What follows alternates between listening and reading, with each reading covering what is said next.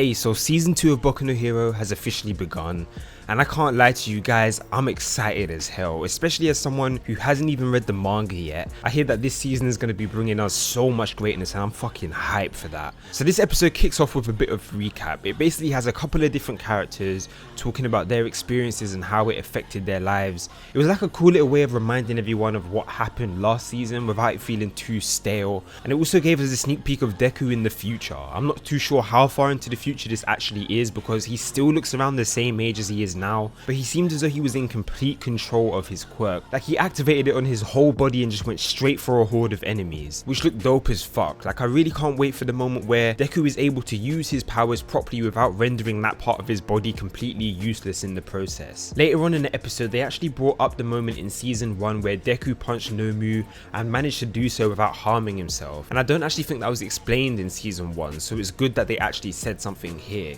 It was basically because it was the first time he was actually punching a living thing, so his subconscious naturally dialed back the power a little bit so that he didn't completely obliterate his opponent. And I'm not gonna lie, I expected a better reason as to why that happened, but I guess this is also understandable.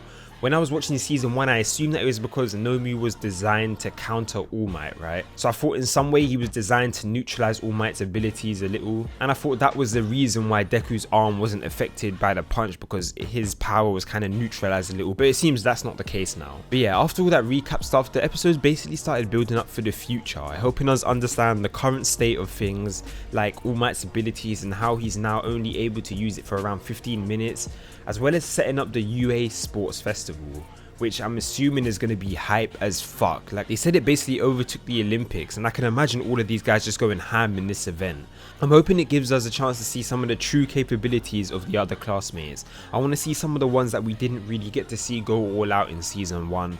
And speaking of which, it actually felt good to see all of these guys again. Like, just seeing how over-exaggerated Lider always is makes me laugh, and that weird motivated form that Uruka went into after the reveal of the event, like I really miss these characters. And it's interesting that this event is basically where heroes get scouted for the future, so I'm hoping we get to see some pretty powerful people there. And even better, if the villains really are serious about taking out All Might, it would be dope as fuck to see them bring some monsters over there for round 2. Maybe that mysterious guy they teased to us at the end of season 1. Word around town is that he's pretty hype. But yeah, of course, seeing as it is the first episode, I can't really say too much about the pacing, and seeing as I haven't read the manga, I can't really critique the plot progression, but the animation and soundtrack were great as always. I think my favourite scene in this episode has to be when All Might was given that speech about how he wants Izuku to become the next symbol of peace. I like the effects that they used. It kind of looked as though the weight of All Might's words were just bearing down on Izuku. Like that was just amazing. All of Izuku's dreams and aspirations are carried within those words, and as All Might said, the time for him to assert himself as this successor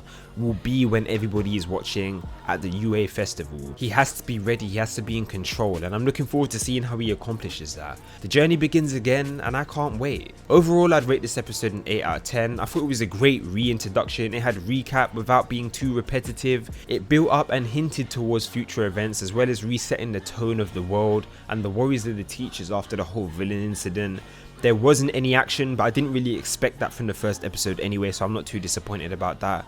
But yeah, let me know what you guys think of this episode in the comment section down below. Like the video if you did, and subscribe to get on that Boku no Hero hype. Like if this season goes well, I'll probably start reading and covering the manga afterwards, so be sure to stick around, and I'll see you guys in the next video. 1. Seems like All Might won't last much longer. Hopefully Deku is ready when the time comes. May All Might go out in a blaze of glory. Peace.